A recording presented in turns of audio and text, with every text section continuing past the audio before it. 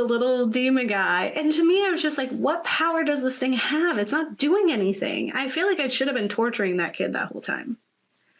He just had him chained up. Yeah, while he like builds puppets and listens to his favorite song. Yeah, like I like looks at him so creepily weird. from up there. Like, yeah.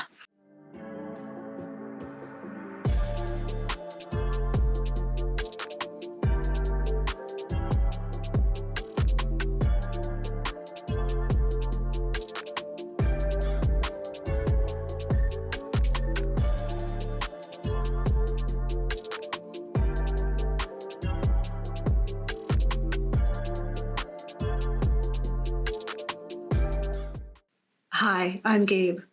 And I'm Kat. And we're the Ghouls next door. Let's cue the loud violins. Oh my God, right? The impromptu loud violins. Loud violins. They toned it down in that last one, but like then ramped it back up towards the end. Yeah. Yes. We are the media literacy show from Horrorlands, where we talk about the real life influences behind cinematic fears, but we're in our Wan-tober phase.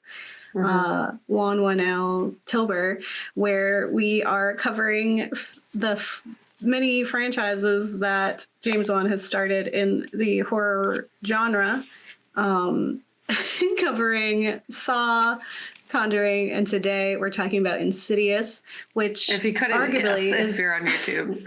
if you're on YouTube, we are committed to the bit. Yeah. Which means neither one of us can see very well. Yep. That's what happens when you're dead and a demon. Yeah. You're going to get probably a relatively unhinged episode because we both can't see. So we can't read a script because you can't... We don't talk to text going right now. You're going to get what you get. You can't get upset. Exactly. Yeah, arguably the best franchise in the Wan-tober universe, I think. Maybe. I would agree. I had the most fun watching this. There was only one film in this entire franchise that I was like, I wish I wasn't watching this. The rest of them, I was genuinely scared, and I was like, all right, I see what we're doing. Like, there was ones where I was like, this isn't the best movie I've ever seen, but I'm still having a nice time, you know? Yeah. It's fun. I have not felt that universally for all the other franchises so far. So I think this one is so far the best that we've experienced. Yeah, I think I think each one of them so far has accomplished different things, right? Mm-hmm. We went from Saw, which is just torture porn, to Conjuring, which has like that ghost exorcism element. So there's a religious part to that. And then this is really like, I feel like a good kind of classic horror where it's just like dread and there's ghosts hiding in the corners. You got to look for them. And then it kind of gets a little goofy. Yeah. Like when it gets to the end and you're in the further, it is a little goofy. But I think that's a fun take. I think Juan likes to have fun with certain things like that. And it really shows when we get to the further. Because these ghosts are silly. They're silly.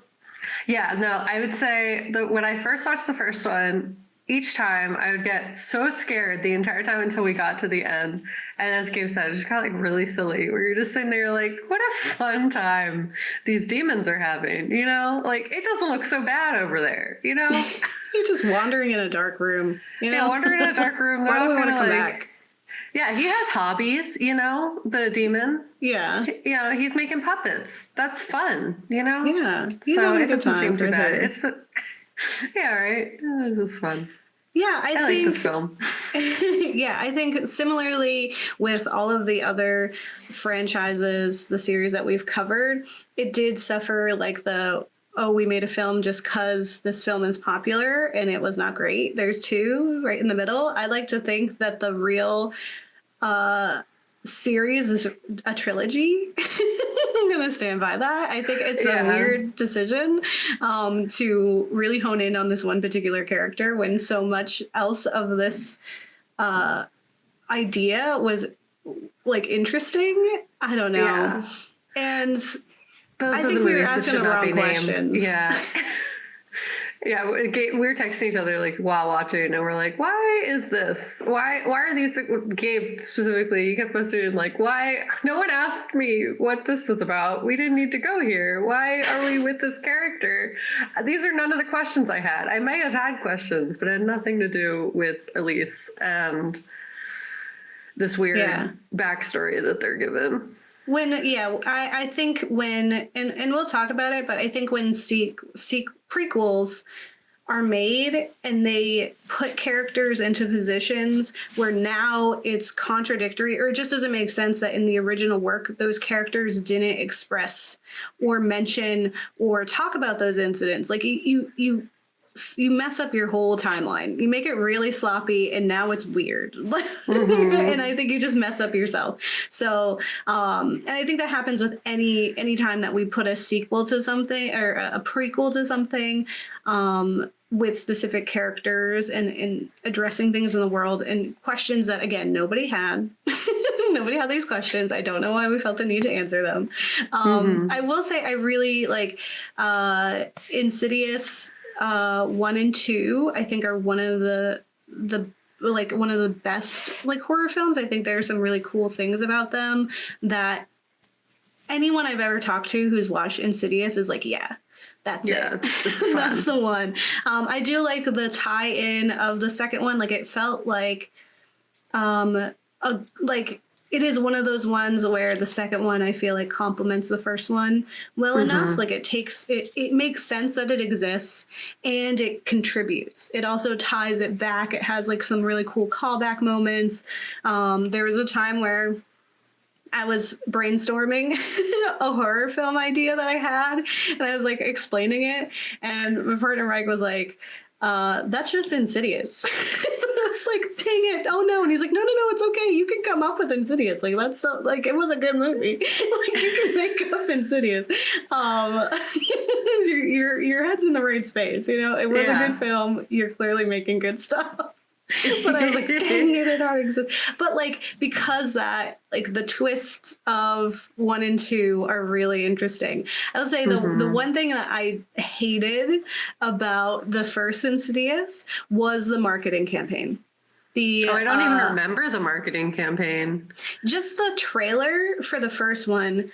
I remember I was so mad because I was really excited for like a new James Bond film. I was just excited. I like anytime horror showed up. But I remember very vividly that the first trailers didn't tell you anything about the film. All it did was show you Insidious, and it would be like, Insidious is Insidious is Insidious. And it just had that, like, it would flash on the screen and just say like, Insidious is. It was like, what is it? It's like, I guess that's weird. That's the intent, was for people to be like, what is that? But it didn't do anything. Like, it was so not related. That's just like, you don't have to gotcha campaigns. Like, if it makes sense to what you're creating, absolutely.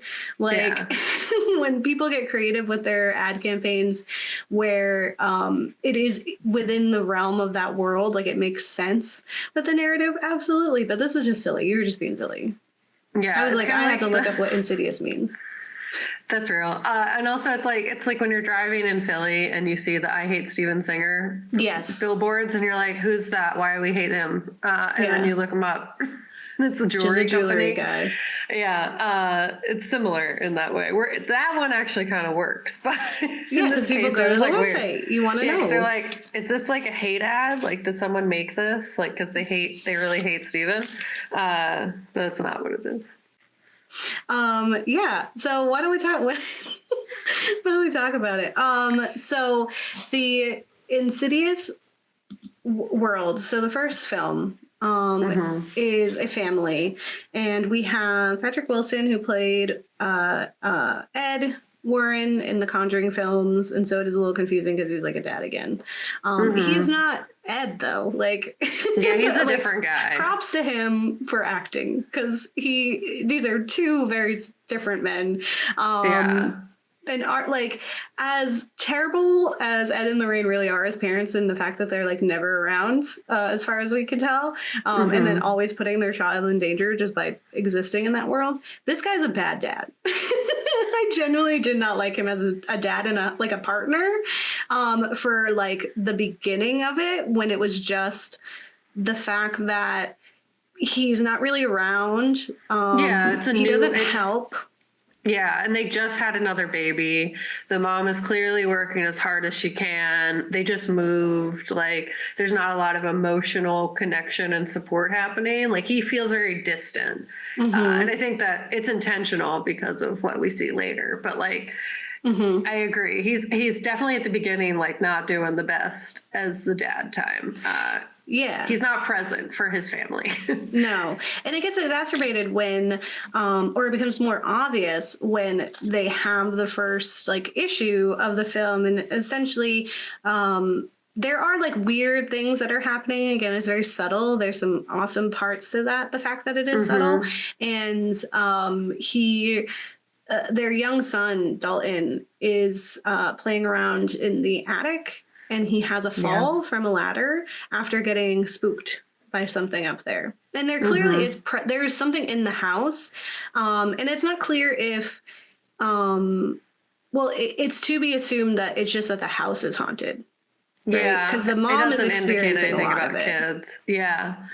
It's like, cool though that they make it not just like all the kid or the dad, like that everyone else in the family is impacted by it in some way. Even the brother is like, I don't like it when Dalton gets up in the middle of the night and walks around. Like they are haunted, the whole family, even though it's just happening specifically to the kid and the dad. Yeah, exactly. So when Dalton hits its head, at first they think he's fine. And then the next day he doesn't wake up, which is honestly one of the scarier things that happens. Like when the dad goes in begrudgingly to wake up his child, he has like, it was a very genuine moment of just like, all right, buddy, get up, come on. And I was like, that fear of like, you try to get your kid up and they just don't get up. That's so scary. Yeah. Just that.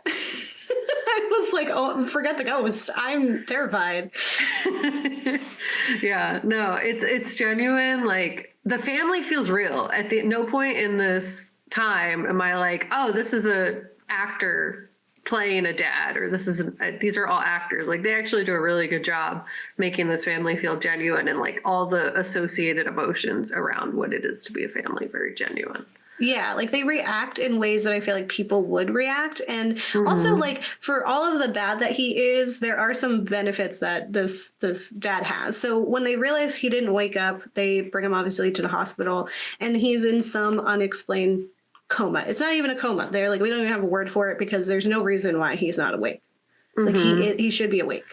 There's nothing here. And so there's also just that panic of not understanding the diagnosis. And I think part of that could be like, if we were looking at these films from our horror media analysis classes, we might be able to attribute this to an exploration of dealing with illnesses with children, and just like that feeling of having no control and the desperation of that, which, comes into play. There's some elements to that, but there's also like this genetic aspect to it, where it's kind of like it feels inevitable to pass it on and no one talks about it. And so there are elements to it that could absolutely be taken out of the just, this is a spooky time horror.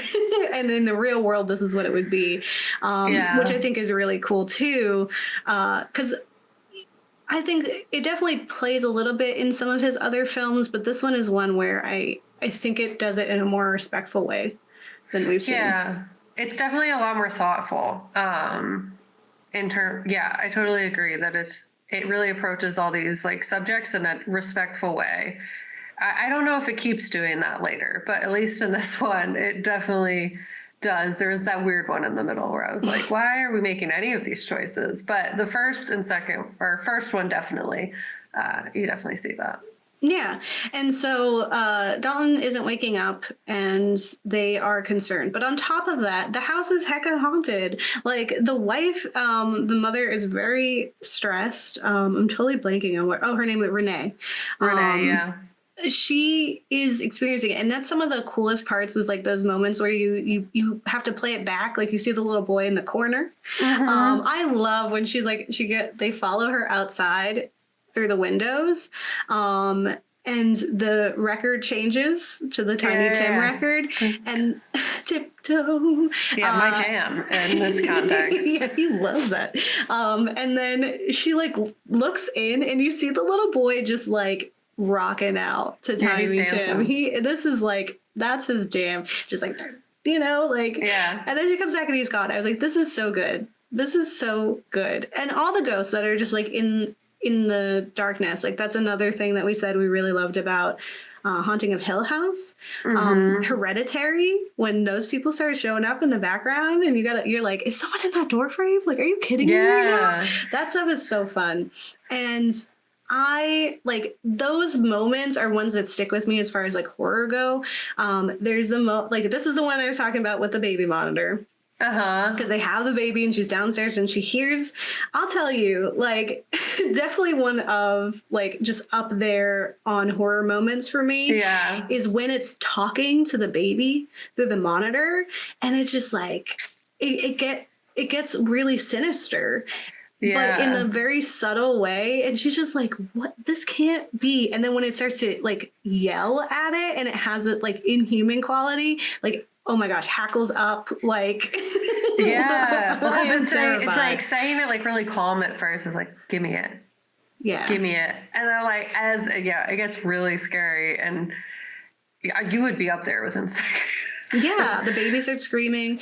And then, she's having that conversation with him later that night saying like, I think I saw something in her room, in Callie's room.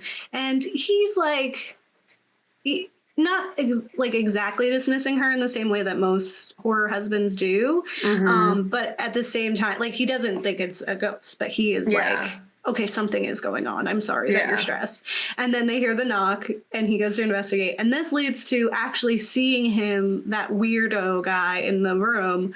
Yeah. And that's another moment that just like gets you. Like there's so many in the beginning of this film that are like concrete horror memories for me.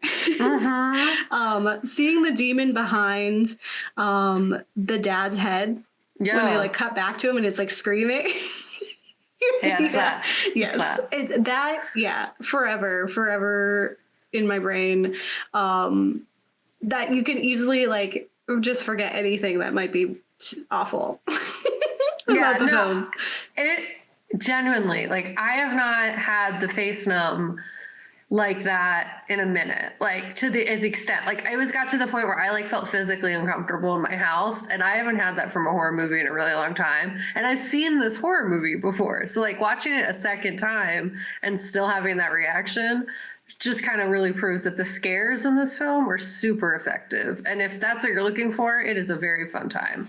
Yeah, and I think also it's pretty unique. I don't think we've covered this idea of astral projection, which is what we learn is actually what's happening to Dalton, is that at night he would astral project from his body. And for people who are unfamiliar with that, you haven't watched the movie and you also haven't looked that up. It's this idea that in a realm of sleep or in a mode of sleep, people are able to kind of be conscious of the fact that they're sleeping and leave their body. Kind of like, I guess like a spirit or dream element of yourself leaves your body. You're able to see yourself. You're able to go places. You're able to do things and be in control to some degree of what's going on. And so he's been doing this and it's fun. Like for a kid, it's super cool. Yeah, you just get to go have a fun time. You're like, nice. I get to go be somewhere else in my head. And they make it like, I feel like there has to be a version of The Further that is less horrifying. You know what I mean? Like, I'd feel like, what is imagination if not this? That, like, you know, where you just like have a full on movie in your head as you're like daydreaming in class. Like, I feel like there has to be a fun version of The Further that we just don't get to see because this is a horror movie. Yeah. Well, I think also it's like the difference between like lucid dreaming, where you're like, you know, you're dreaming and you're controlling the dream world, versus astral projection, where he is being transported. Like, this is he's traveling between worlds, and they're like real worlds, like quote unquote, right? Whereas the dream world, I think, would be more conceptual, where like things can happen to you in a dream world that are not going to affect you in real life. But this is trying to define that there is another plane of existence where troubled souls and, I guess, demons, it's really unexplained, because these are people who aren't like experts in the field. Like, even Elise, for all the credit that they give her, has nothing. She doesn't like, she really know anything. It's not like, like she's just experienced it sometimes and like has been haunted by it. But like, there's definitely validity to experiential knowledge, but you also have to like learn about it too. Yeah, like there's like the words, like The Further, she made that up, right? So there isn't really a good like a study or interpretation of what they are experiencing. So we don't even know what these entities are. They're just explained as like they're bad, right? Yeah, they call them demons, but they could be anything, honestly. Yeah, but they're also like ghosts too, because they're people who have passed on, who have evil energies, who are trying to return to bodies. Or like later we do see like it's just dead folks who had traumatizing ends, who are also there. So it's a mix of like, the word demon has its own thing, which is like that's a classic James and Lee situation where we make up what words are, like demonology. I guess it's also like what they bring in later too is that like people who passed like I guess Elise did pass kind of traumatically, but we see like they call them like angels or whatever. Like they come back and it's like they came from a different place. They chose to be in The Further to help. Like Elise goes somewhere else, and then the one time she's glowing. It's stupid. But like, you know, she goes back to The Further and is like doing fine. You know, she's not stuck in The Further. Like some people. Exactly. Yeah. And so essentially Dalton has, in his astral projection, reached this place called The Further, which is full of these entities. And they need time to like brew. Like, he needs to be away from his body in The Further, and question mark, things have to happen, question mark, and then they can have his body. Right? And the whole thing is like, they want to be alive. They want to be in him. And what I found was just like, you know, they really have to have him bake for a while, because that's why he's in this like coma. And, you know, they keep him chained up in The Further, in the little demon's playhouse. Demon doesn't even get a name. We didn't even give him a name. He's like, so like, he's the coolest part of this, definitely the scarier of the two, as Darth Maul as he looks. And he's just like not at all explained or cared about. Like, and they like bring him back a bunch of times too. I think we got like, as you said, like the things that we had questions about, they don't explain those things. They just lean into like what's easier to explain. So we never really get any explanation on like what any of the demons are, and like why they want what they do. They're just insidious. You know, they're an insidious being that just is trying to get to be alive. But you don't get any lore really for why he has a puppet room and he likes that song, and like, why is he even doing this? Like, there's no motivation other than like just want, fun, you know, it's for funsies. Yeah, and I think that's totally fine. I think it's when they started to explain other things that it's a problem. For me, I absolutely, like, sure, if you only have so much time in one movie to tell me what's going on, I get you pick and choose. But then if you expand your universe and you go somewhere else and now you're not answering those things, now I have questions. I was like, why did you think those were the interesting elements? What, like, focus group said that they really wanted to learn more about the old lady? Because I didn't. It was like, what? That's like the least interesting ghost. I want to know about the demon guy. But essentially, he is trapped there in The Further. This red demon that has been plaguing him for a while has been kind of like stalking him. And it's kind of hinted that there are certain beings that attach themselves to the astral projectors or people who visit the further. There's, I mean, there's a bunch of different ghosts which are really interesting, and we see them throughout. There's just like older, Victorian age people who are like staying around the house and in the further and different things. And that's cool. But there's always like one being big bad, yeah, that's like after the one person. So for Dalton, it is the Darth Maul demon who plays with his toys and sings Tiny Tim. He loves Tiny Tim. And then we find out that Dalton inherited this trait, and that's his father, who is a complicated man, had his memory wiped because he was traveling, and they noticed in these pictures there was this like, at first they thought it was a mistake on the pictures, and then this being got closer and it was revealed to be this like creepy like dead old lady. Yeah, she's like reaching for him. Yeah. And she's clearly got too close, and so they were like, oh, we need to cut this off. So she's in there too. She's been waiting, right? Like she was baking him when he was a child, and I guess like it doesn't deplete over time. Like she filled up a certain bar and she was almost there, and then he like went away. So as soon as he comes back, she's like, oh good, ding, you're ready. Yeah, Pop you've him been out. baked long enough. Yep.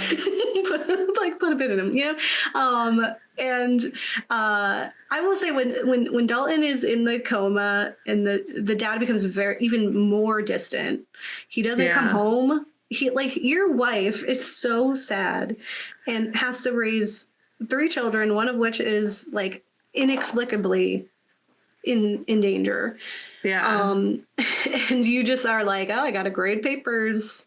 Yeah, it was like the day after a break-in, to like a perceived break-in. Like doors were opening without them wanting doors to be open, and alarms were going off. And then the next day he's like, I really got to grade these papers. This is priority, you know? Yeah. My family, they're going through something. I'd rather not deal with that. I'm going to sit in my office with the Saul character drawn on my blackboard and fall asleep. Yes, yeah. The Jigsaw is in the background of one of these shots because James is like, I did that. He even says it like, he's like, I know you're gonna say that I shy away from like he gets like closed off in stressful situations, and he like essentially says like, I know you're gonna say that, and she's like, yeah, I am, because what are you doing if not that very thing? Yeah. If you know the problem, what are you doing? Don't do it anymore. You're not fixing it. Yeah. But she still feels like she's haunted. And at one point she's just like, she's had it. And this is where I do give him props, because he's like, what do you want me to do about it? Like, you like, clearly something is happening with you. I don't understand. I haven't experienced it exactly the way you have, but I do. I'm validating the fact that you feel an impending stress from this, and it could be because our son is in a coma and we don't know what's going on. Yeah, but I'm gonna support you. Like, let's leave. Yeah. So she's like, I want to move, and they're like, cool. They get a new house, and she's like, you think I'm crazy? And everyone's like, no, you're cool. It's all good, dude. Like, some people have mental breaks. It'd be like that. And then the ghosts are there, and now it's like, okay, what is going on? Yeah. And now we learn from the grandmother that this has all happened before. So we're going to have to bring in some help. And it turns out you weren't crazy this whole time. We've just been gaslighting you because, one, he didn't know, but like I knew. And I was just like, y'all don't want to know. It's scary. Let's not address it until this moment. I mean, I will give Lorraine... That's her name. We get it, James. We get it. Lorraine does, like, she is very firm in telling Renee she's not crazy. Yeah. But she doesn't give her all the answers. But she does try really hard to, like, support in a way that doesn't have to reveal all of the things that she thinks is protecting her family. Yeah. And it's not until she realizes the only way to protect them is with information. So she does that, and we meet Elise, who is this quirky older woman with her 2 pals who are ghost hunters, and they have their own little quirky personality traits that are, I guess, so interesting. But she's like, Elise is so bubbly and like fun. When she's first introduced, especially in such a heavy situation, she does well to like alleviate but also confirm the fears, right? Like, this is a very serious issue and I got you, right? And that, instead of being like, this is serious, no one can make a joke, right? We can never smile again. She keeps it light. She keeps the energy light. While still respecting the severity of the situation, which I think was really nice. And then she does go in, and again, some really truly scary things happen where she does the whisper thing, and they sketch the demon, and he wastes all that paper. He just wastes all the paper, and she essentially says that there's a being that's like the Darth Vader demon or Darth Maul demon is above his bed. And that's when the dad is like, okay, that's it. He's like, all right, now you're just preying on us because we have this ill son, and this is not a healthy way to deal with the issues that we have. And I don't agree with this. And I was like, that's a really super, like, in other horror films, it's very easy to write a dad who just like pushes that away, or even to just like make terrible characters who inexplicably don't agree with the supernatural option, which is like with Mika in Paranormal Activity. Like, why was he so adamant against having a priest? Like, it was a red flag, right? With this, that was such a great response. Like, if this were real life and there wasn't actually astral projecting, like, I was really happy with his reaction. It's not until he goes into his son's room and he sees all the pictures that the son has been drawing that essentially confirm what Elise came in and said. And she was like, he's been astral projecting. He goes to this other world. He opened a door. He sees the super demon. He's stuck there. Right. And then he sees the pictures, and it's just like, he's like, I saw myself sleeping. I traveled through this door. This is the demon that scares me. Right. And his thought was like, oh, okay, she was right, because here's the evidence. I was like, oh, this is where she got all those thoughts. Because she was in that room. She saw the pictures too. That. And like, her whole thing for being there is looking at stuff. Like, that's a whole thing. Like, I'm sure there are psychic humans that exist, or like people who have that kind of stuff, but there a lot of the time, people who try to exploit people through that perceived ability just use context clues. Like, they're really good at reading the room. They pay attention to things that they see, and they use that in their reading. So like, in this context where he's thinking she is just like exploiting this bad situation, and hard situation that they're in. Absolutely. You see those pictures, you're like, oh, well, that's why she said that it was red. And had long claws. Look at this picture. My son is a fantastic artist. I bet one day he's going to grow up and be an artist, because look at this talent. And then, like, of course she got it from that. Yeah, exactly. So I thought that when I first watched it too, I was like, that's an answer. Like, that would be an answer for me. I'd be like, well, yeah, I was right. Keep her out of here. But he instead takes it the other way, which is what was intended, in that it confirms what she said. And so they unlock him. He goes in to find her. And that's when the end does get a little silly. And I felt like when we were watching it, I was like, I could have made this part.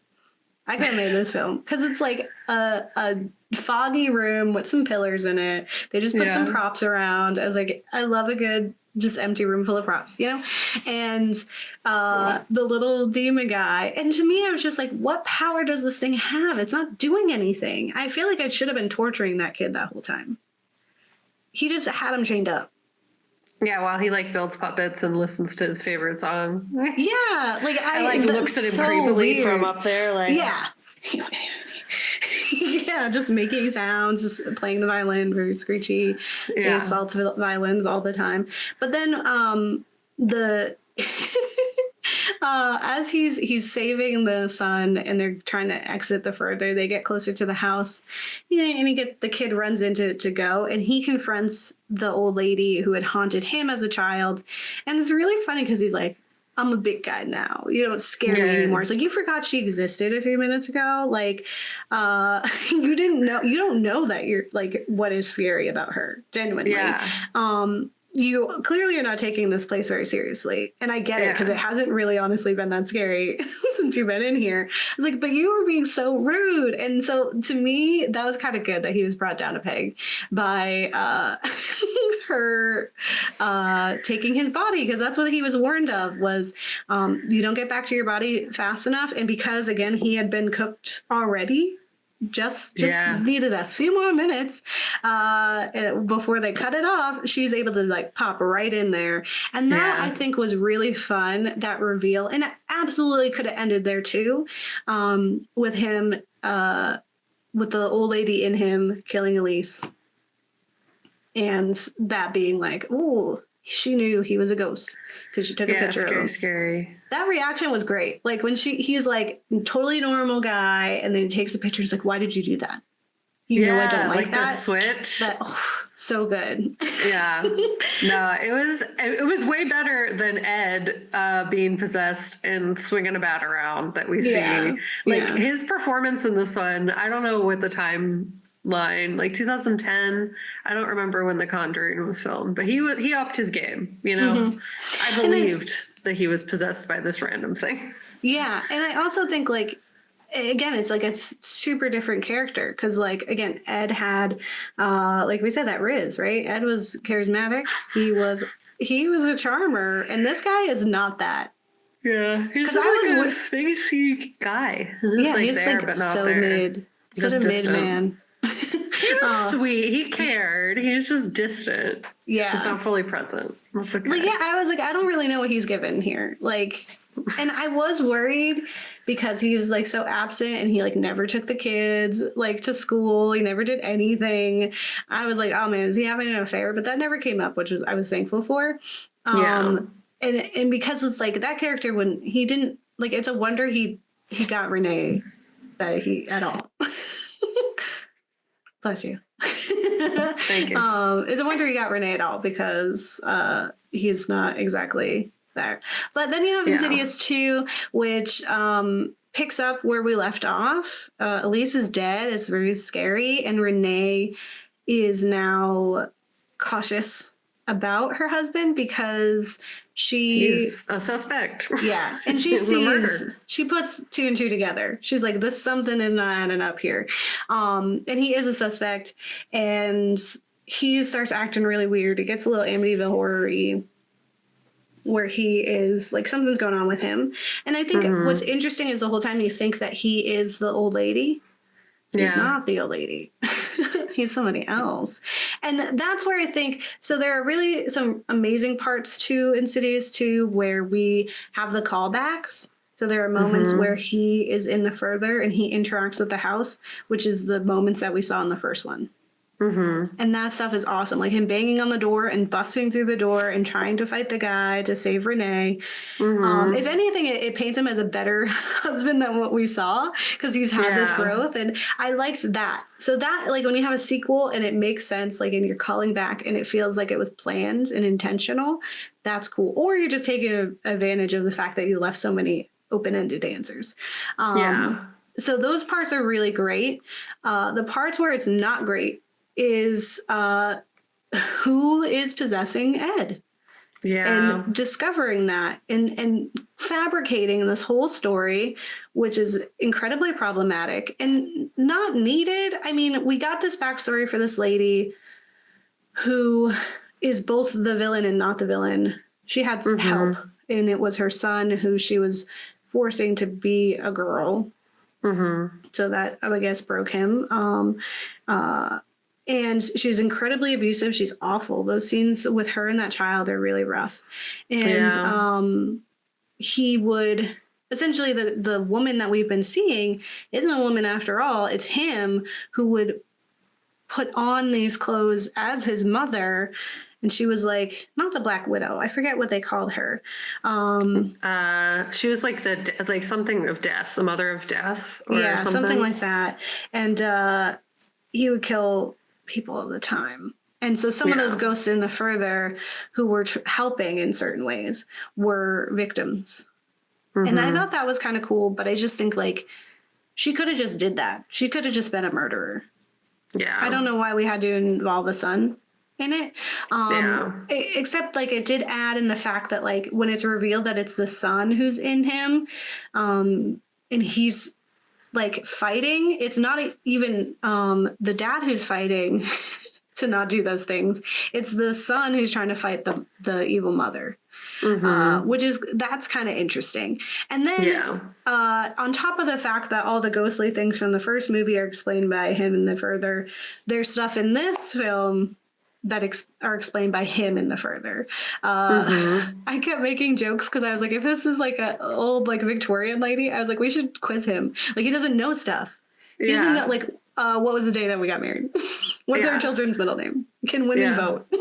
You know, like ask him like basic trivia of like the last few years and see if like she catches him eventually, but there's like not enough questioning, I guess. And it's also if you're thinking of like the context that she's given. I get why she doesn't ask a lot of questions, because if I was in that situation, I would be silently plotting. I would not be like, I do not need him to know that I know. Because the last person who knew that he was not him, it died. Not here anymore. So like, I think it's I understand her caution, especially if like the fear is that something evil has come back and that thing was successful in killing Elise. But like, I totally agree. It would have been like, you should be asking more questions to this man to catch him. Because eventually she does. And it's like very scary. And you're like, oh, I wish you didn't catch him. Because like now he's going to know to be sus of you and it's going to escalate. And it's very scary. That's super real. It's very real. And because the moment that she really kind of has confirmation for it is that this whole time the piano has been playing. Like she's like, we're haunted again. And he's so adamant of like, we're not haunted. And it could be like, I absolutely would have believed it was him too. Like, I think in the fact that he was so against that stuff really being the case to begin with. So I can see him being like, we need to move on. We can't just keep doing this. All the women in my life are hysterical. I can't. Because he yells at the mom. He's like, if you're freaking out, you're going to make my wife freak out. And then we're going to have a problem, you know? And those are like kind of valid like reactions. But at the same time, I was like, we just endured like confirmed supernatural things. It is not out of the norm that we're still experiencing supernatural things. And I think it's rude. you know, like that would be my answer. But the piano's been playing the whole time. And what we learn is she realizes that the song that is playing is their song. But her husband doesn't seem to remember it, and he totally like brushes it off. And I think that scene where he's sitting alone in the room with the piano after she leaves, and he's like, "You think you're getting through to her, but you're not." And I was like, "That's amazing." And then we see him in the further like at the piano trying to like do it. That was dope. It gives chills. There's lots of just like genuinely so scary things, and like the plot in and of itself is like objectively interesting of him being trapped in the further and like how he's interacting with the world. It's really like, and it comes back, like we get like nods to that in the later ones, but it's the fatal flaw of these characters, not the movie or the writing. Like it's specifically like these characters is that they like decide, oh, it was a problem when we forgot everything, but like, let's do that again. And that'll be the solution where it's like, you remember how distant this man was when half of his memories, his entire childhood was stolen from him through the hypnosis thing? Like, you think that's not going to have damning consequences to this scenario? It's like he didn't know and he passed it on to his son. So what happens when if Dalton has kids, or Foster, or Callie? Like, we don't know. It could be passed on in different ways, and none of them know. That's like we're creating an issue, and I can open the door again or whatever. Like I think the only thing that made sense for me for why they erase their memory at the end of the second one is because in the second one, Dalton keeps astral projecting, and he has no control of it. And he doesn't know when he's doing it.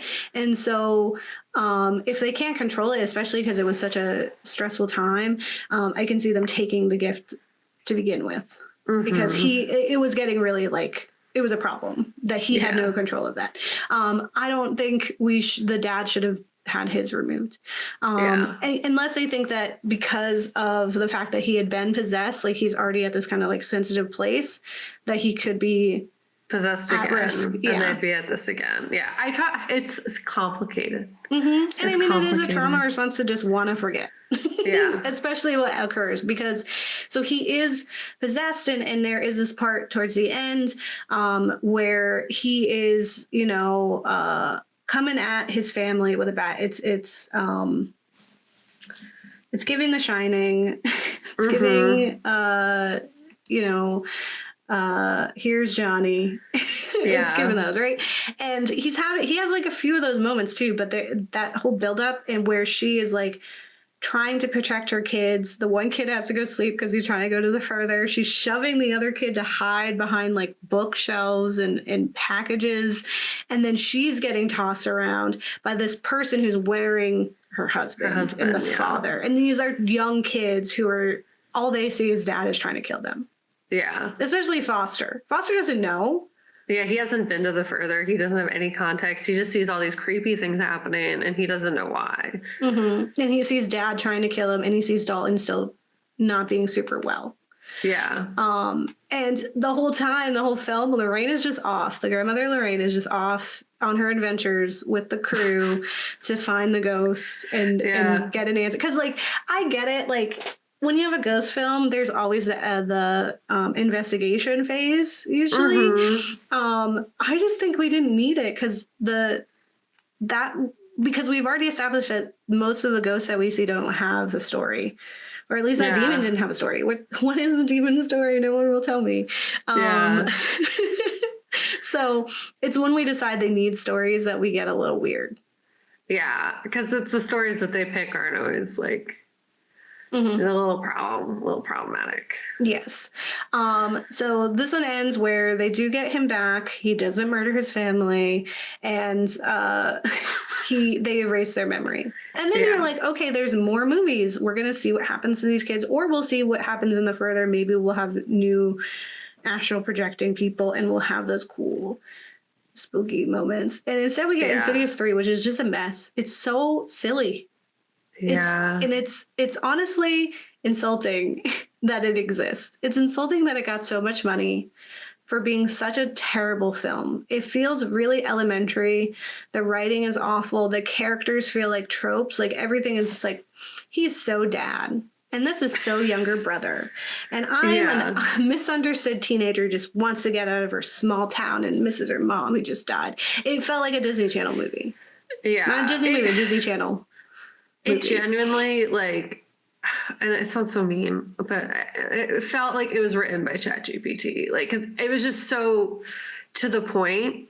You know what I mean? Like everything, like there was no nuance at all. Everything they were like, the thing that you would think they would imply with actions or like what's happening in the scene, they just said with their mouths, and like no one waited for their cue. Like they just kept saying their lines like spitfire, like someone responds to something and then like as inorganically as possible they reply back, and everything's just so fast. And we could have had like such a cool time if we just had like astral projection with a different family situation, but we don't really get that because they're still trying to loop it back to Elise, and they're still trying to loop it back to like somehow it connects to the other situation that we were in, and it's just sloppy. And I feel like it's not so much the acting, it's the writing. But also the acting wasn't great. Yeah. No, and it's for sure. And it's weird because some of the actors, like we've seen in other things, and we know they can act. We've seen them do a good job in other things. Like specifically the dad, I've seen him be great in other shows. And it was so weird to see him just do such a bad job. So I feel like it has to be a little bit of column A, a little bit of column B. But I was mad watching it. And I don't generally feel that. I usually try to give slack, to films, especially a third of a trilogy. Like that's not even a trilogy, but like franchise. Like usually by the third one we fall off a little bit, and that's okay. But this is genuinely just like dumb. Mm-hmm. And I was upset the entire time. I was like, why are we doing this? We had potential too, because again, it introduces a new family, and we could have had just absolutely different situations. We could have had, you know, a research scene where we maybe get a video of Elise explaining things. Maybe we get the footage from when she first interviewed the dad as a young boy, things like that, to link it back, but had it be its own independent thing. And they didn't do that, firstly. And then, yeah, like you said, it's poorly written. Every character doesn't really know what they're supposed to do, and some are introduced and then completely dismissed. There's really no explanation of why this character is enduring what she's enduring. And to what end. Just for kicks. It's such a...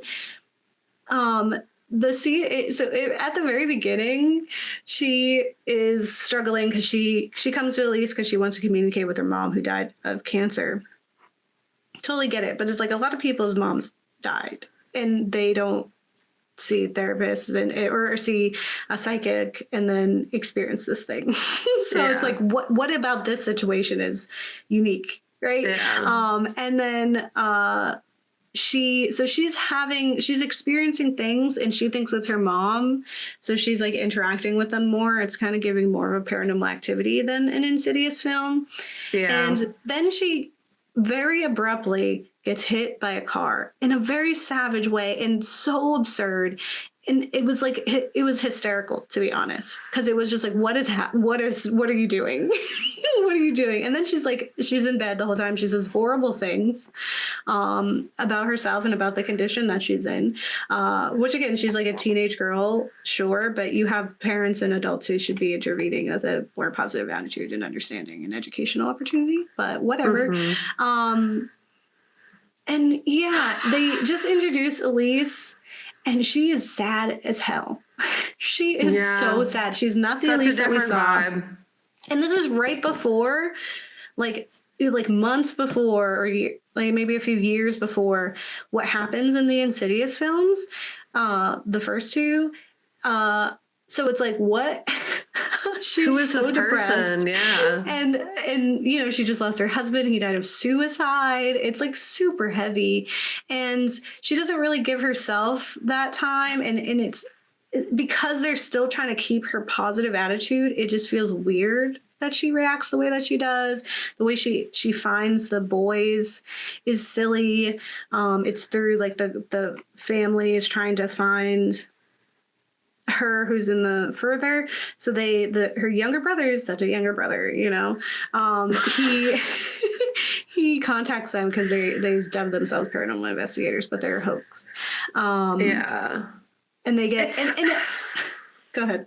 It's just a whole thing. Like, as I was texting you about it, like we were watching, I was like, I can't wait till you watch this because I want to know if I'm like just being too much of a harsh critic or like if I'm being like a jerk, because I have the capacity to do that. I admit that there's times where I harshly judge a movie and I'm like, I shouldn't have done that. And Gabe's like, it wasn't that bad. So I was hoping that when Gabe watched it, they would have different views. That I was just being a jerk.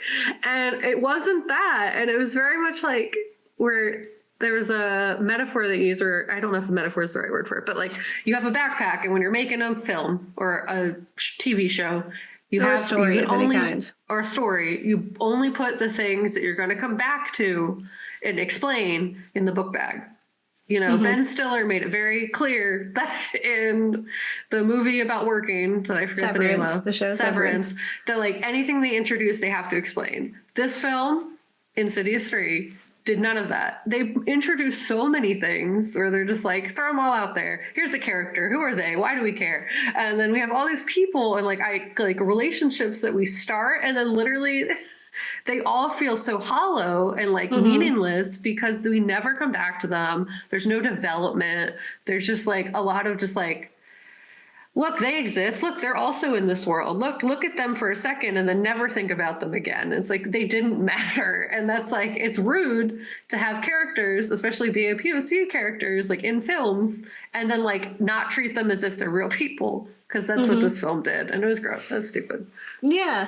The writing was very much contributing to that too, because they were very much playing characters. No one felt real. No one felt genuine. Even Elise, who's a character that we have already known. Same thing with Specs and I want to say Trevor. I don't remember what his name is. Yeah, they just make them really weird. Like, they're creepy, especially in the fourth one. They get really creepy too. They're super creepy. That's a whole other thing.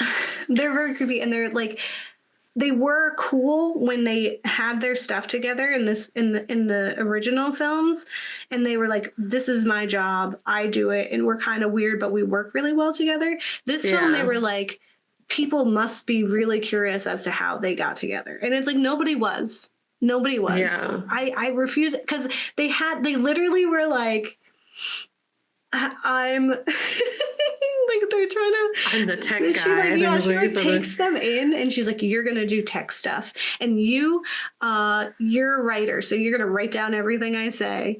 And I was like, it was cuter when that was just like a thing that they did and accepted it, and I didn't have any questions. I never thought about when was the first time he wrote words for her. I never thought that, and it was such a weird thing, because I felt like the writer Manel was like people are gonna be like, oh, that's why. No one's doing that, babe. No one is doing that. No one had that question. It was so unimportant. We didn't need scenes about it, right? Yeah. And I think it was weird them playing them into having this relationship, because it feels very forced. It feels bizarre. I really didn't like their characters. They're such a weird character in this way. Again, they made Elise really sad. They introduce and then like suddenly happy, like with no real resolution. Like, yeah, like they see their husband who did end their own life like in the further, but it's not even them. So like there's nothing. It's just like a really weird take. Like, and they haven't grown at all, really, other than like putting themselves in a position where they really like didn't feel comfortable being, and outside of like safety and what have you, because they want to save people. But it's like, is that how you heal from your trauma, is saving others? Like, you need to save yourself in dealing with trauma. So it was a weird time. It didn't feel genuine. They all felt like ideas of people. And I think on top of that, they really complicated their film, because this is, again, a prequel, and they put Elise in the further. And Elise doesn't ever mention that in the first two films, because that wasn't the case, right? In the first two films, Elise never went to the further. She had this understanding of it. She knew that goes through. She talked and communicated with them there, but she didn't go there. And she didn't have intimate knowledge, and she didn't do it. They made her the reason why they're having the problems in the first place. And that is a problem, because she never acknowledges that. She never says, it's my fault that the door is open in the first place. She never says, this is how you navigate it. She doesn't even go in there. And like, I could understand if they were like, because she had these really bad experiences and something's going on, she doesn't go in the first two, but she says that. She continuously says that in the third and fourth one, that she doesn't want to go there. But she never says that in the first two. She's never like, I can't go there because if I go there, they're going to kill me. And then even if she doesn't want to go there, she still does in the third and fourth one. So it's like, exactly, make your choices. Like, if the whole thing is like in the fourth one, we'll get into the fourth one, but like the fourth one, she opens the door, and they, as you said, they just open up so many doors. It's stupid. Yeah. Because it just doesn't make sense. And it's like, why? If it's Elise's fault, she should have had that information in the first place. And I don't know, maybe it's because they had Oren Peli come in, and now they're on the films. It's Paranormal Activity. He did the same exact thing with the Paranormal Activities, which we talked about. Yeah. But I don't know. I don't know, man. That's weird. I think the third one is such a weird throwaway. It complicates the timeline. It complicates our characters. It explains things that we had no questions about, and then leaves a lot of question marks for things that we did have questions about.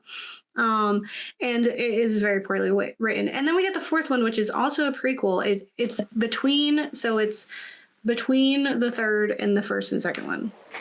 Yep. So it is a few months after she saved this girl.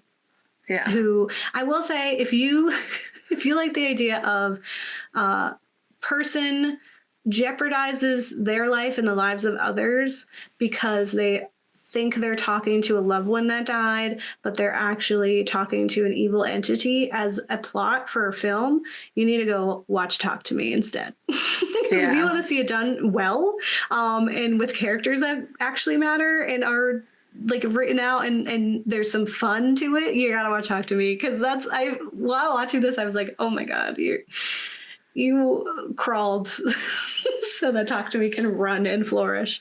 And then the fourth one happens, and this one is also a real big problem for me for a multitude of reasons. One, it becomes a totally different film. It's a different genre. It has none of the spirit of, even the third one had some pieces of it, like it was trying to replicate. It's just like not everyone is fit for that, right? But this one, I have a real issue with prequels where we introduce something that happened in the past and then immediately do something about it. Like, you should pace that out. Like, I should see something at the beginning of a movie and then later in the film it come back into play, so I could be like, oh, because back then, if you show me a scene and then the result of that scene 20 years later happens, I am done. I'm like, this is so, we are introduced with Elise as a child, and it's a very sad, horrible history. And it really has you questioning, like, how is she the way she is? Like, it makes no sense for her to be the character that she is. Two, it's unnecessarily harsh and awful. And thirdly, the actor who plays the child Elise, bless her, amazing. What a great actress. I felt that. I was worried for her. I hope she got help and support after every scene. Yeah.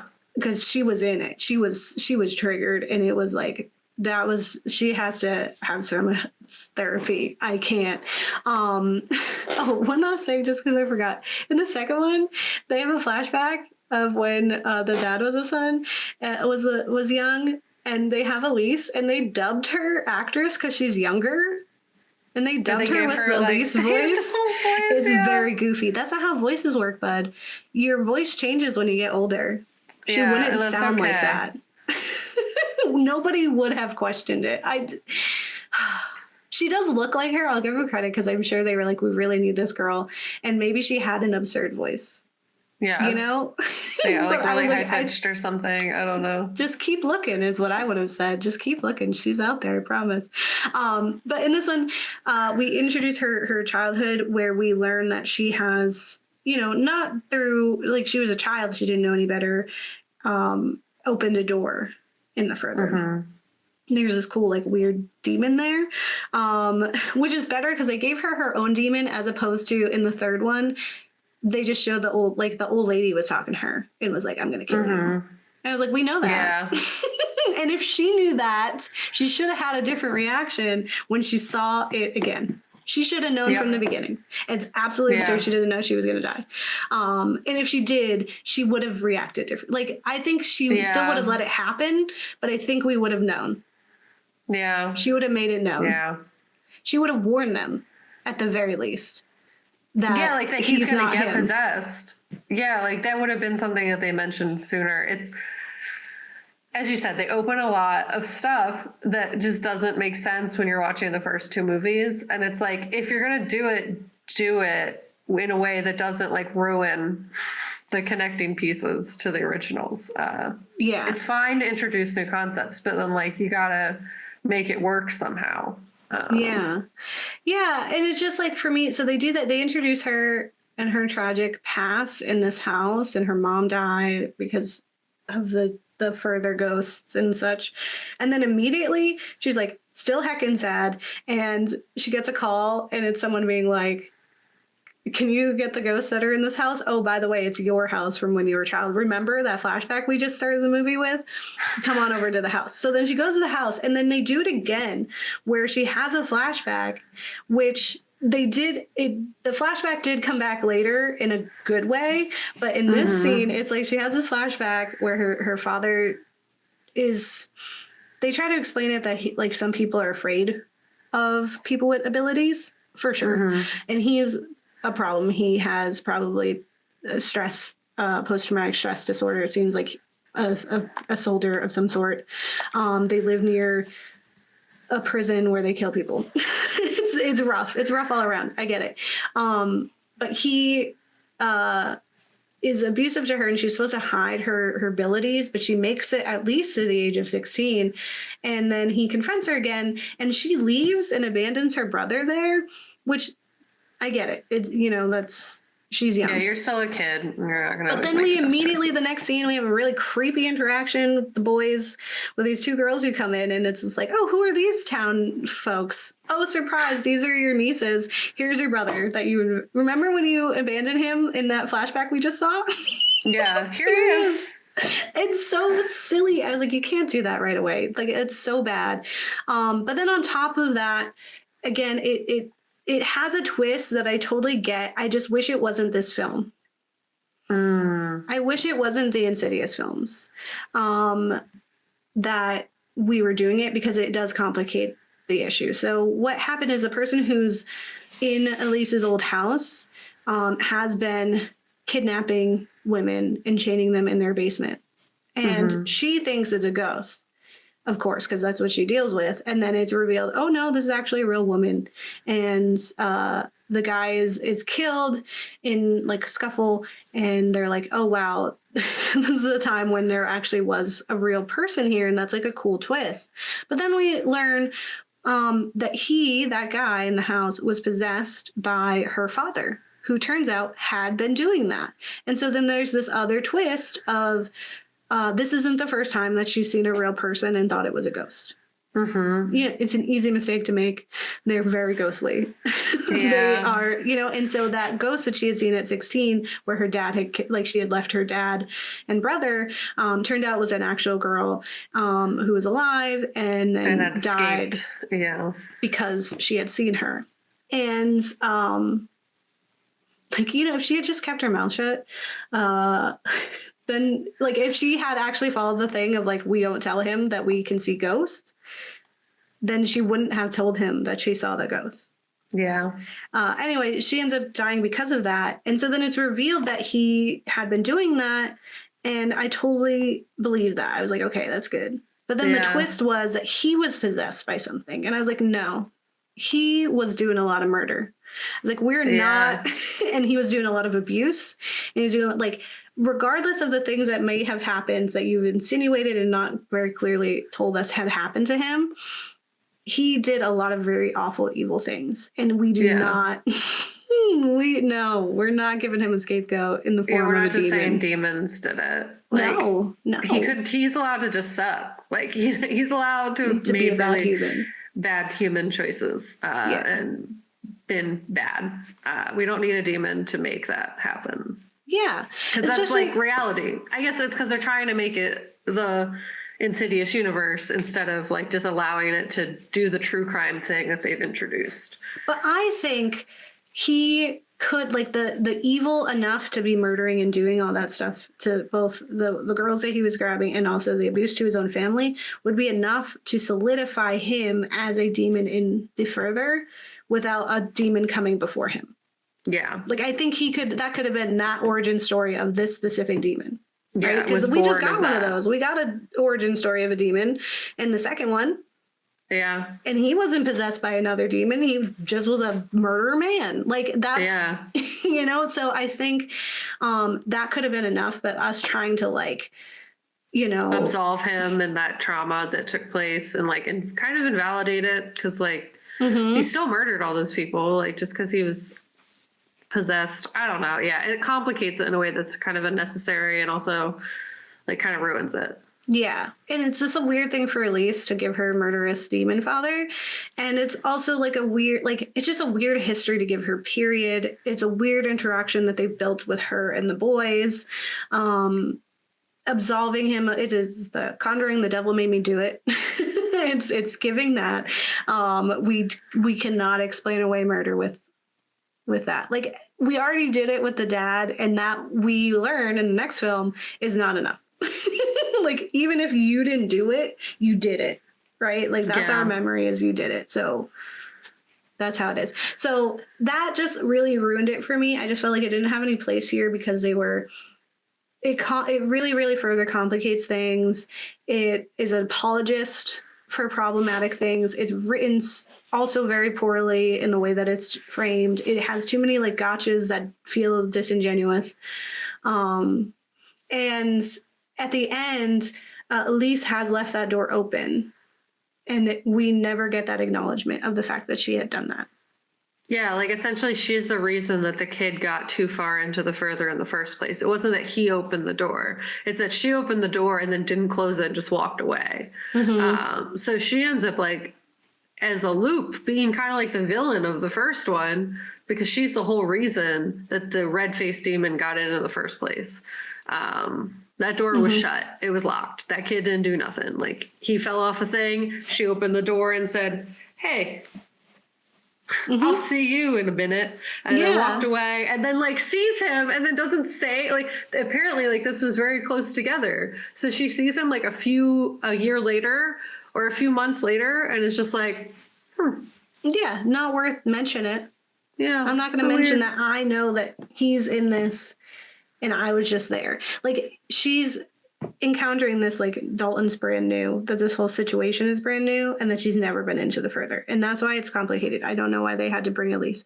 It's such a weird thing. I don't know what group of people were like, we really need more about Elise and we need more about these two boys. I think they were way more interesting when we didn't know. It's the same. It's like the Han Solo effect of like, it was always cool when we heard stories and references to the cool things that Han Solo did because it's always like in Star Wars, it's just that question of like, one, is that real? Did those things really happen? Or is he like blowing himself up?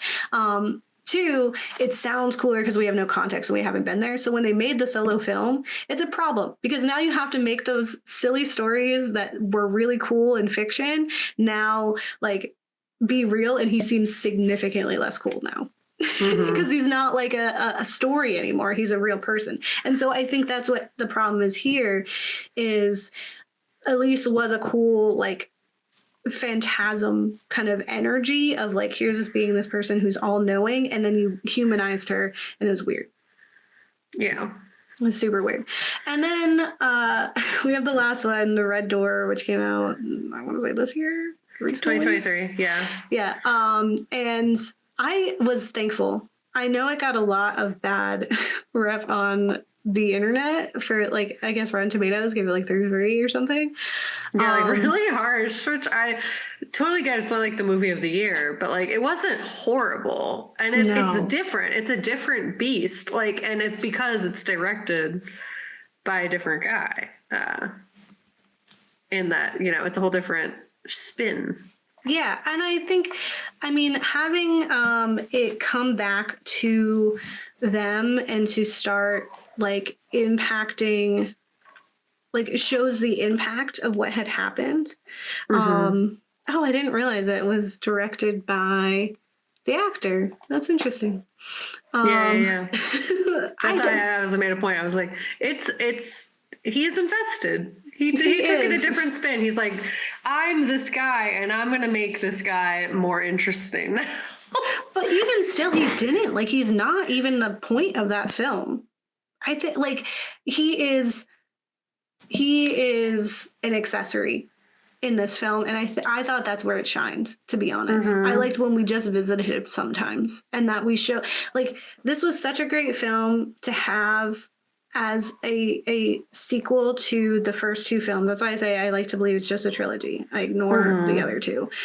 Because this one was amazing. One, it brought back the actors. Dalton and Foster are the same kids. They're all grown up now. Yeah, they did a good job. Yeah, they're good actors. Great. I loved it. We see the results of what occurred, like in a way that felt real. So one, the divorce, which I saw coming in the first one. I was like, these people are not staying together. Two, he has problem with his memory because twice now he has had his memory erased. Of course he's foggy. Of course it's going to be a problem. Yeah, and that distance that's in the first one comes back. Like he's just very distant. He's not fully present. He's really struggling to like be in his body and be around. And there's kind of like a pride element to it too, because he doesn't want to admit this weakness that things are foggy, and so he's not doing anything about it for a while too. He's just accepting the stuff that's happening around him because it feels like he can't do anything about it. They, you know, the mom has passed away, Lorraine, and she had secrets, and they want to know. Dalton is a very moody, like stressed boy who is an artist, and he uses like his art to communicate. He has this sordid like history with his father, which is sad because like though the moments in the first two where it was actually the dad like going into the further and trying to solve things were moments when he actually was being a good dad. Yeah. Like he was not great in any other aspect. Those are the moments where he actually did good. So it's really interesting to see you remove that. You removed his growth. Yeah. It's Sunshine of the Eternal Sunshine of Spotless Mind in him. Yeah. By removing his growth from that he had from the further. So of course he's still distant because he didn't learn. Yeah. Which I think was really cool. And it's like hard to be in a relationship too, where you have a piece of yourself that like the mom like can't even be honest with him on like why she probably flinches when he comes near her and stuff like that. Like there's like a lot of trauma there that they can never heal from because only some of them have to remember and then the others don't. And it's like really complicated in that way. And then just like gaslight her kids to be like, you fearing dad is irrational. Don't do that. When it's like they have every reason to fear him because they had this very real traumatic experience, and you just telling them it didn't happen doesn't heal that experience. Yeah, because now it's like their body is reacting, their brain, like the lizard part of their brain is like, oh, danger, and they don't know, and so like you're like lying to your own body, and that like is just gonna sow even more pain. So in this future that we have with them, the children don't remember that the dad had been possessed. They don't remember that they could astral project, that they had this whole incident. As far as they know, Dalton had been in a coma for a year, lost a year of his life. He doesn't remember any of that. And their dad is just super distant, and their mom is kind of uncomfortable to be around him. And we don't really know. And at the same time, she does really care for him and is trying so hard to still support and like show love to him, despite the fact that she can't do that. Like she doesn't have that. Like there's a part of her that will never let her do that because she is afraid. And he doesn't even know. It's so cruel. So while Dalton's off at school, he starts to unpack some of those repressed memories through some art practices. And he, begins to astral project again, this time still without the knowledge of what that means. And so he cannot be smart about what's happening. Yeah, he's not safe. They introduce a quirky friend who's just really kind of annoying. Because the way that they wrote her, they could have written her a little realer. She felt like a cliche a lot of the time. I think there just could have been some decisions made that were a little different. And no shade to the actress. I think she did a great job. And there were really some genuine parts that I cared for her in her compassion for him. Like she really comes out and comes through for a situation that she really didn't need to. And she became real towards the end. And then the father is also exploring his repressed memories because he's like the son is like, something's going on. You should probably figure it out. Why you're not just figuring it out? And he's like, this isn't my problem. I'm the kid. You're the adult. Go do adult things. And he's like, you're right. And so he's investigating it too. And so as they're both investigating, they learn the truth of what was kept from them. He learns about his dad and that it's genetic.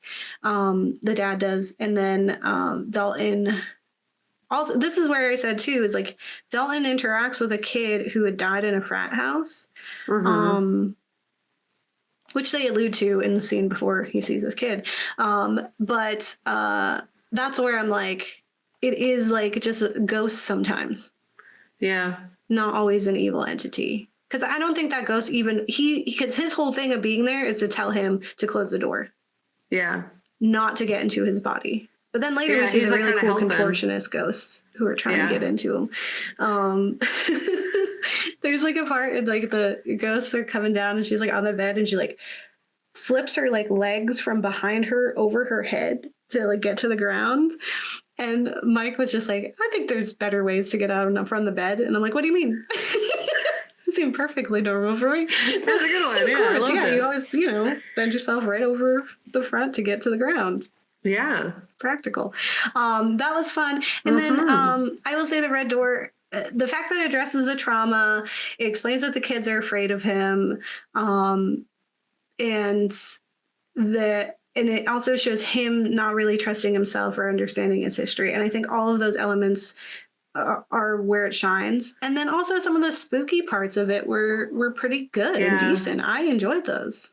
Yeah, no, I totally agree. I think the biggest problem I had with this film is it wasn't really its fault. It was rushed towards the end. Like the end really comes really fast. Like you kind of have this really slow build for a long time, and then like suddenly you're at the end. And I feel like they could have given the film a little bit more time, but I also think it's like a product of the fact it was made recently, probably during like right after 2020. They started production, so they had like limitations in that way. So I think it didn't deserve like the really harsh 33%. I was like, I saw on IMDb, I got like 5.5, and I was like, that's still a little hard. Like, it wasn't horrible. It was at least better than 3 and 4. But yeah, it got like the harshest reviews of the whole collective. Yeah, I think it really fit in with that, because I also feel like Insidious 1 was similar, where it was a slow build and then the ending happened and you're like, what's going on? What are we doing? There were some really beautiful effects that were happening. I love when he has a painting and there's like the hammer in the painting and then it's 3D or 4D and he can like pick up the hammer. Like that was pretty cool. This was a film where it benefited from newer technology and advances for effects, because it didn't make it hokey. It was just like, we're going to still keep with like, we're building these sets, we're doing these things. The only issue that I had was that there's a scene where they show Elise again, and it's her supposedly talking to a college. And this whole time, we have been on a college campus. They have filmed in a library. They have filmed in real classrooms. I don't know why they couldn't find a real classroom to put Elise in, but they green screen her, and it's so weird. I didn't even realize. It's so That's weird. hilarious. The people don't move. They're clearly like a stagnant background. It's like I kept coming back to it like throughout the whole rest of the movie. Every time they were in a new room, I was like, clearly they have locations that they could have tapped into. Why couldn't they film her there? Well, maybe she couldn't come in real like actuality because of the pandemic. It's possible. That's very good. Yeah, I was just like, it took me right out. I was like, this is so silly. And even when she came at the end, it was like, why is she here? Anyway, people it's like the Disney Channel movie that they showed recently. I saw on, I think it was TikTok, and they had like the AI created audience. Oh yeah. And like they're terrifying. Like they're in the bleachers, like looking really scary. Yeah. And it was like, oh no, like, oh my they're God. not there. Those aren't real people. So yeah, AI is not the future, I promise. That was my only gripe, but the rest of it was beautifully done. Even considering, I think it had some cool things, and I felt compassion for the characters in a similar way that I did in the first two. I loved the solution. I loved the ending. I really did. I loved that that's what we decided. I was worried. I was worried about what the ending was going to be. I thought they were going to do something else. And I was like, that is not the answer. That's not the answer. And then it wasn't. And I was like, bless. Amazing. Yeah. You did it. 10 out of 10 for me. Like, I honestly, it did not deserve the ratings that it has. And if you're someone who's going to watch the Insidious films, if you're inspired by this episode to watch like a series of sorts, you just watch the 3. 1, 2, and 5. That's it. That's all you need. Don't watch the other 2. It's the same thing with like Conjuring. Like you don't need to watch Annabelle, and Nun and La Llorona. You don't need to watch all those 6 other films. Yeah. You could just watch 3. So we're almost done in this lovely spooky October month. Did you have anything else to say, Kat, about Red Door? No, I did like it. My only problem was I felt kind of rushed, but I also get why it did. And you already kind of said like any other like things with it. I thought it was a really fun film. It didn't deserve the harsh reviews that it got. Yeah. Good job, Patrick. Yeah, you gave in the your film acting character. and in your ability to do this. Honestly, good job. Yeah. You did way better than Lee Winnell, and he's the one who's been writing it this whole time. So what did he do? How did you do that, Lee? Why did they give you money? Anyway, the Ghouls have feelings because of Invisible Man, and it'll never. I don't think we'll ever not feel this way. It's okay. But that's fine. Again, although he is cinematically, like with directing and making cool cinematic choices in graphics and special effects, he did get better because Invisible Man does have some really amazing shots. And the camera as a person, beautiful. Beautiful. It's just more like stop writing stuff. Stop writing stuff. Let someone else film write. instead of write. Yeah, you're cool. Yeah, for sure. Yeah, I agree. That's yeah. So we have one more episode left of our Wantober. Hope you're enjoying it. Let us know which one of the Insidious films is your favorite, or even which of the series so far of James Wan you enjoy. If you're a big Saw fan, Conjuring, or Insidious. Yeah. And if you you are a defender of 3 and 4 for some reason, let me know if you really love Elise. Yeah, and someone has to, because it's like the Pokemon effect, where like someone loves Magikarp, like that's someone's favorite. Yeah, and just because it's not yours is what it is. Like the reason I don't love the Saw movies is because I'm a baby and I am scared of gore. I don't want to see bodies be gross. I don't want to see that. But some people really love that, and that's their jam, and I respect that. But it's just not for me. So that's some of these are just not for us. Yeah. And that's okay. It could be your favorite. I'm not going to yuck your yum.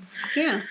And I think our next episode, we're going to be talking about Malignant. But Malignant is not technically a series yet for James Wan, but I have heard that there's potential that there will be more films, or maybe there is another one coming out, and I don't see why we're doing that, but we are.